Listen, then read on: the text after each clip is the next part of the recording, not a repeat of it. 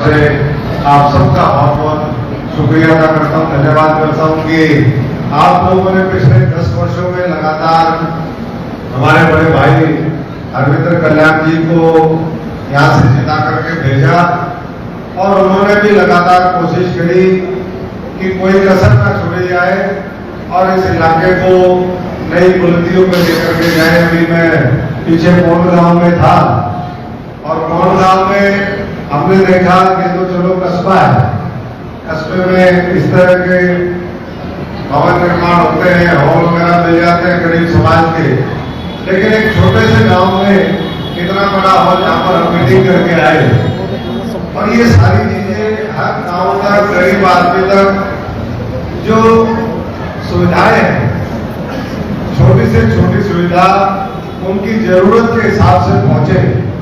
देश के अंदर करोड़ों टॉयलेट बनाए, गरीबों के घर बनाने का काम किया। पिछले 4-5 वर्षों से लगातार 80 करोड़ इस भारत वर्ष के लोगों को मुफ्त राशन देने का काम हुआ, बिना पर्ची बिना खर्ची के रोजगार मिला। ये कई बार ऐसा ही होता है, कई बार हमारे कहने लग जाते हैं कि भाई बिना पर्ची बिना खर्ची सरकार ने नौकरी दी तो क्या कर दिया, क्या बड़ा काम कर दिया। हमारे बच्चे तो मेरिट में थे, तो मेरिट में तो आपके बच्चे पहले भी थे, फिर उनकी क्यों नहीं लगी।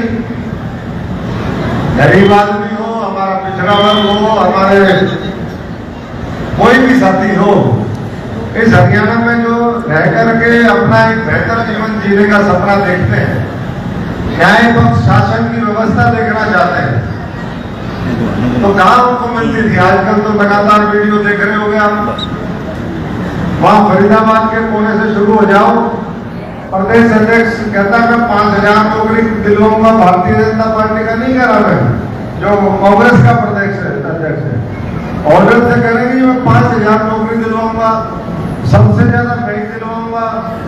फिर कोई विधायक कहता है, वो कहता है कि ये 50 वोट पे 1 नौकरी दूंगा।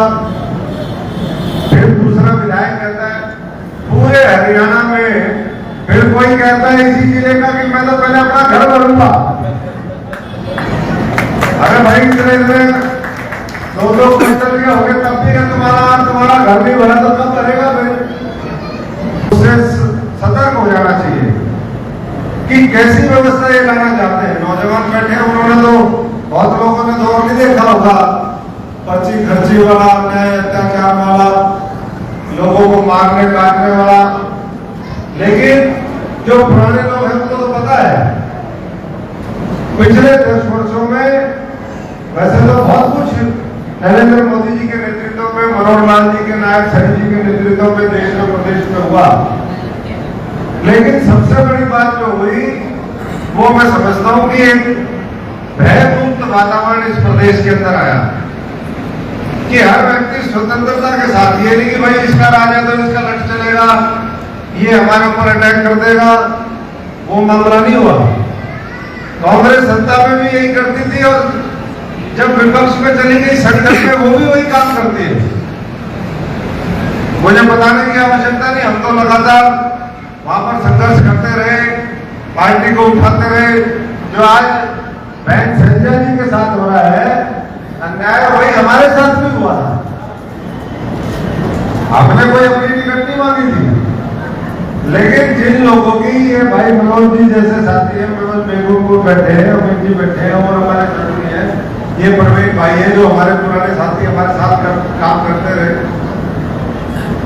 अब यहाँ पर भाई हैप्पी लक जी कुछ इन्हीं चीजों को देख करके और जो थोड़ा सा पार्टी के बारे में बात करें, व्यक्ति के बारे में बात ना करें, फिर उसके ऊपर उसको वैसे तो राजनीतिक तौर पे उसकी सफाई करने की कोशिश होती है और अगर वो ना हो तो फिर उसके ऊपर फिजिकल अटैक भी हो जाते हैं।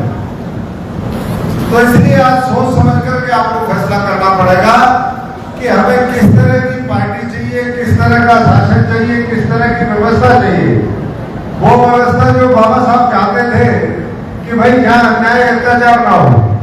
संत महापुरुषों ने हमें क्या मालूम दिखाया, यही दिखाया कि भाई भेदभाव ना हो, अन्याय अत्याचार ना हो और अन्याय करने वाले से जो है अन्याय सहने वाला बड़ा गुलाम है बताया।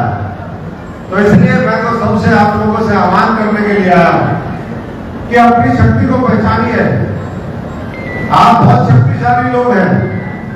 आप जिसके साथ खड़े हो जाते हैं वो व्यवस्था भी बदलते हैं, राज भी बदलते हैं और बड़े बड़े लोगों की करोड़ों करोड़ भी निकालते हैं। नहीं निकालते।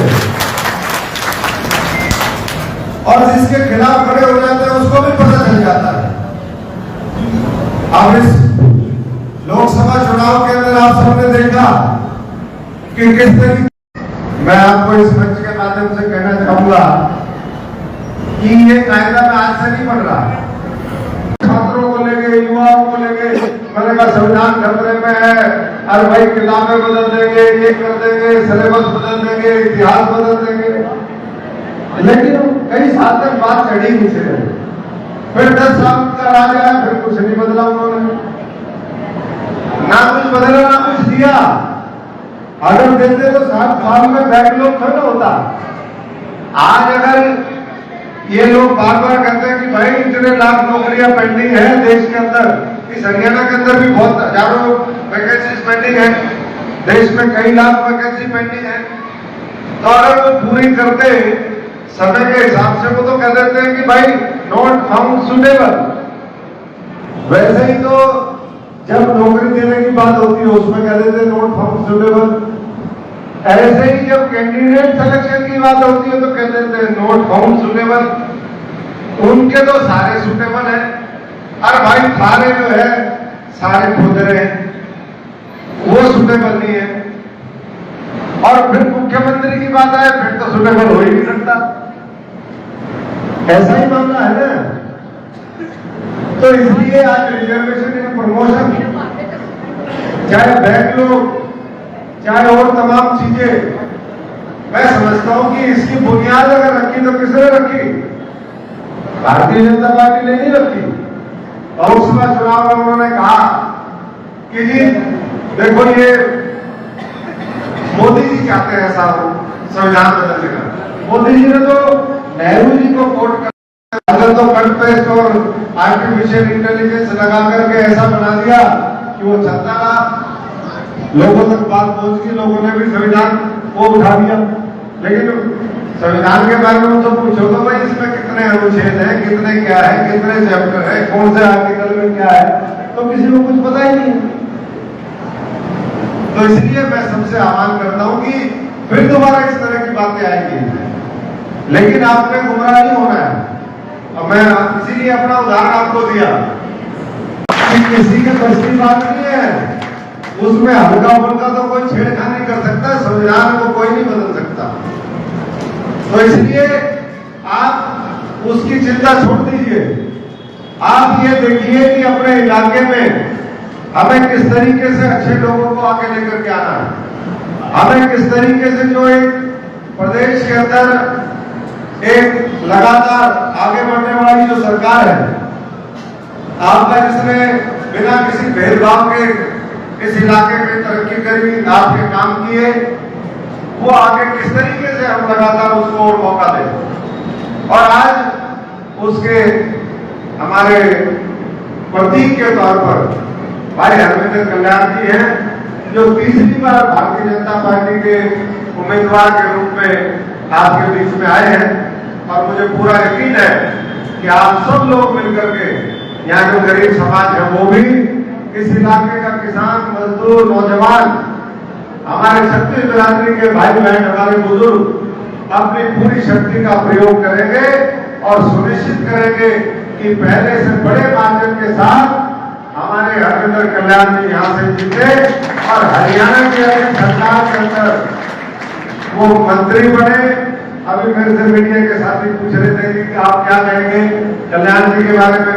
मैंने कहा भाई कल्याण जी आपका कल्याण करेंगे, कल्याण जी का कल्याण आप करो, कल्याण करते करते सबका कल्याण हो जाएगा, ऐसा काम करो। वो 5 सेकंड का बटन आपने कमल के सामने दबाना है, भाई हरविंदर कल्याण जी के लिए दबाना है। भारतीय जनता पार्टी की देश में सरकार बन गई, तीसरी बार नारायण जी मनोहर लाल जी के नेतृत्व में फिर बने और वो सरकार नॉन स्टॉप काम करे।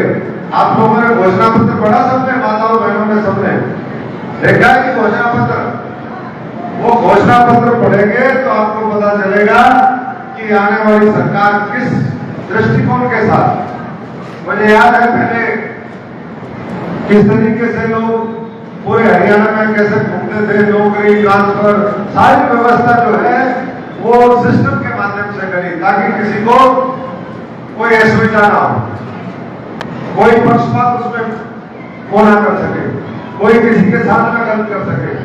और इसी तरीके से अब 2100 रुपए जो है हमारी बहनों को देने की बात है।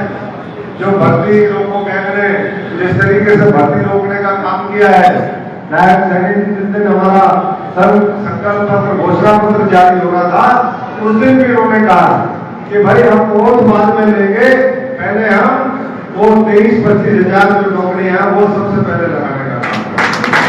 एक तरफ सरकार है और दूसरी तरफ वो लोग हैं जो इस आधार पर कि भाई अब लंबा जो है हमारे ये कड़की रही है, हम अपना घर बने, अपने लोगों को नौकरी लगाए, वो दूसरे सब में लेकर के आते।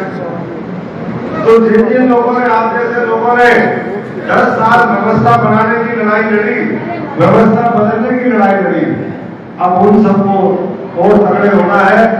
दुगनी तिगनी ताकत के साथ आप लोगों को सुनिश्चित करना है कि हम अपने अपने वार्ड से, अपने अपने बूथ से, प्रधानमंत्री जी 2-3 दिन के बाद 26 तारीख को मेरा बूथ सबसे मजबूत